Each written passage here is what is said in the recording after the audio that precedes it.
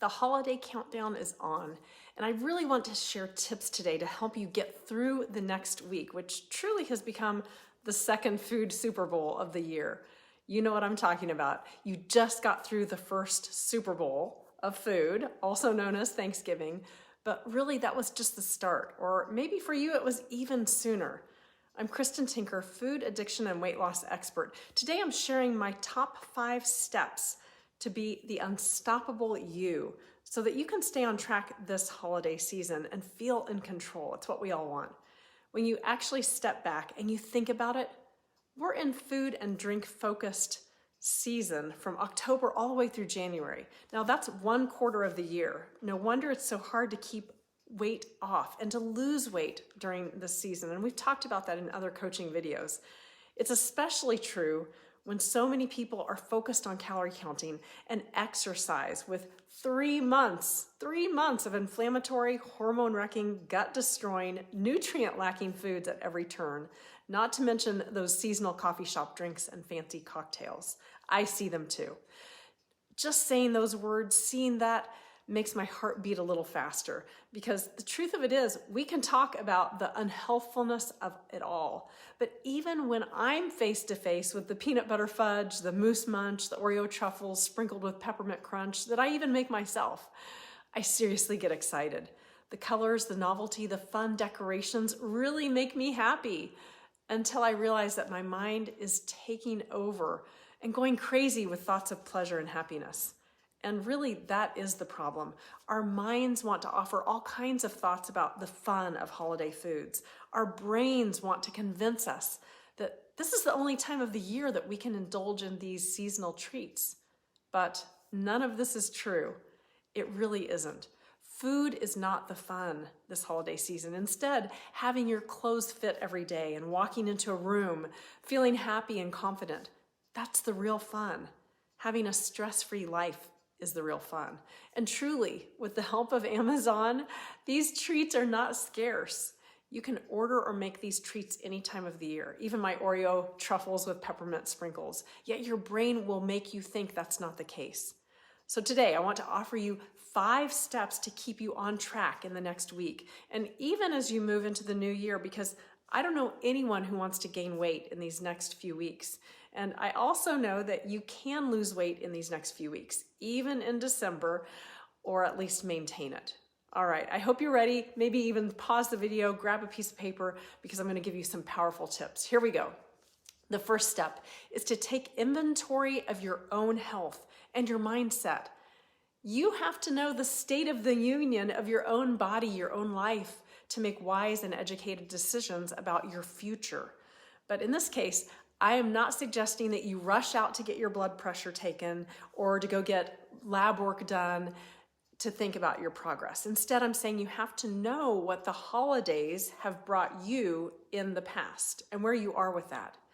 See, if you don't know what problems have cropped up in prior holidays, how can you be ready with a plan this season to move through them this time around? So now's the time to get grounded and to be honest, to assess how you have moved through the holidays in the past. How did that go for you? Have you felt stressed out, and why?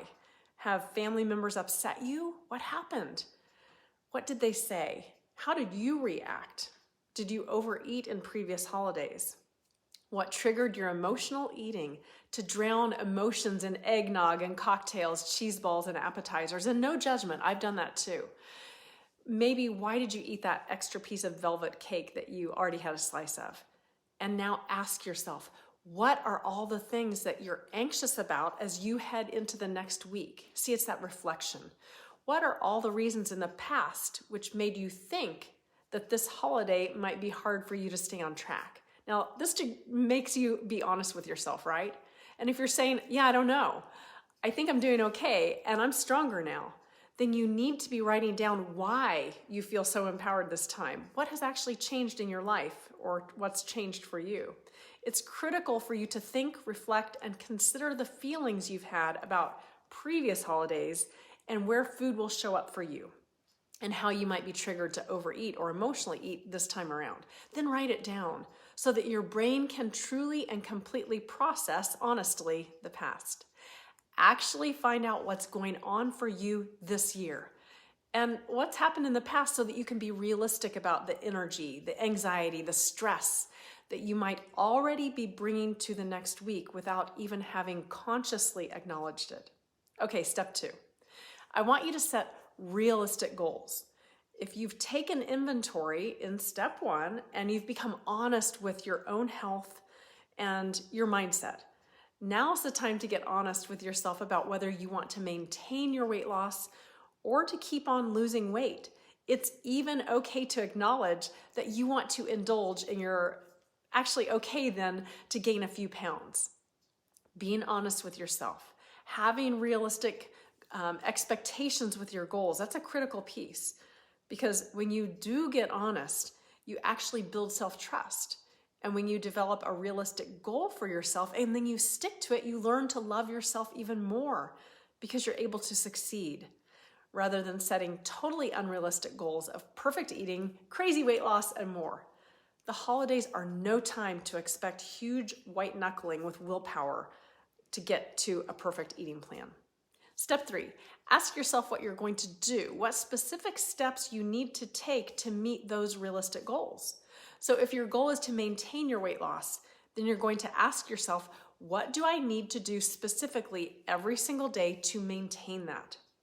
The same thing with weight loss. There's in fact no reason why you can't lose weight through the holidays. In my little black dress program that I've run in previous holiday seasons, I've actually had individuals lose up to 10 pounds through the holidays. So to think that you can't lose weight during the holidays is because your thoughts were centered around an old myth, or maybe your previous failures, that holidays are not a good time to lose weight. But is that true? Of course not. In fact, you can lose weight any time of the year that you want. You simply need to be realistic about how much you can lose, and then you have to commit to consistently taking actions towards that goal. That's where we lose our ability to lose weight. But your thoughts will drive your feelings and the actions that you take, and of course the results you get. So if you want to lose weight this season, ask yourself, what steps do I need to take every single day without fail to keep losing a few pounds and to wake up on New Year's Day weighing less and feeling amazing, ready to start the new year with a bang? This is what my clients do. When you're in the mindset of losing weight, you think differently about every single thing that you do. The reason why you might have struggled with weight loss or maintenance through the holidays is because you didn't understand what you really needed to do to make that happen. And you probably weren't committed to those actions either. The only way to lose weight through the holidays is to have a plan, which is doable, which honors your staying on track and with thoughts that are accurate, that are not rooted in outsourcing your happiness and your joy to food. Essentially asking food to make you happy, or using food to buffer those feelings, to push them aside around the holidays that you simply don't want to deal with. So summing up step 3, have a realistic and doable plan to execute your weight loss or weight maintenance goal, or even your unapologetic acceptance of just cashing it in on for fun for weight gains, being okay with that. Please do yourself a favor. Please don't commit to anything unless you know for sure you can do it with regularity and consistency. And if that's just to indulge, then admit you're going to indulge. Now, I don't want you to think that you need to have grand plans here. Simple things that you can stick to consistently and routinely might be things like having 20 ounces of water every morning. It might be meditating first thing when you wake up, or maybe 10 minutes of exercise 5 days a week. See, these are all realistic activities which help you maintain or lose weight through the holidays. So you're being realistic and committing to consistency around doable plans. This formula is tried and true with consistency, doability, sustainability, and your commitment to make it happen. Okay, moving on to step 4. Ask yourself, what meaning have you assigned to food? Remember, it's just food. It really is just food. This is the moment where it's great to become that third party or outside observer, to listen to your thoughts without judgment, and then identify what thoughts you're having about food and the holidays. You might already be getting excited about your aunt's peppermint cheesecake or the fancy cocktail that your dad makes every year. And so the question you need to be asking yourself is, are you waiting for food to make you happy? Have you outsourced your pleasure to the food and the drinks? Add to this, you might be having thoughts creating scarcity around those foods, feeling like you have to eat it now because it won't come again for the next year. But as I suggested, that is absolutely unilaterally not true. So in step 4, ask yourself, what meaning have I assigned to the foods during the holiday season? Am I confusing food with happiness? Have I told myself that I am more fun or that it is more fun when I have cocktails? Be honest with yourself on this step and take back your power. Food cannot make you more fun. It can't make the situation more fun. It's just food and fuel and no more. It literally is nothing more than molecules that you chew and digest, period. End of story. Finally, now that you've taken inventory of previous holidays, you've set realistic goals, you've considered the steps you need to take consistently to stay on track, and in step 4, you recognize the meaning you've assigned to food in the past. And now step 5. I want to suggest that you look at this and all holidays through the lens of its purpose. In these Super Bowl food holidays that are so food-centered, we forget the real purpose of the holiday. And I am not suggesting that you have to adopt my traditional Christian Christmas, nor that you need to celebrate a Jewish Hanukkah, right? This isn't about conforming to someone else's religion or even having religion. Instead, be forward-thinking on step 5 and ask yourself, what do you personally want to get out of this holiday? What traditions and memories do you want to create? What's the lasting impact and purpose for your celebrating this holiday? Is it that you want to remember in 10 years the food that you enjoyed together? Maybe, I hope not though. Are you wanting to give a nod to your ancestors and the traditions your family has celebrated and had for several decades? Do you seek to reconnect with your family and to nurture relationships? Ultimately, you need to know what this holiday means to you. And I'm pretty sure it's not to be food-centered. At the risk of sounding like a Debbie Downer, and I know this is not traditional view, I'd be remiss without stating the obvious. We've reduced our holidays to being all about the food, and yet it's not. So when your brain starts freaking out and suggesting that you need that second piece of pie, or maybe another piece of peppermint bark, or even another one of those cocktails, it's important to realize this is your chance to write a new story for yourself. This holiday, you literally have the opportunity to create your own legacy for yourself and your family. Choose to spend this holiday creating your own legacy and your own story, and it doesn't have to be about the food and the drinks. There will always be plenty of amazing things to eat, and you're going to be okay when you pass on some of it, I promise.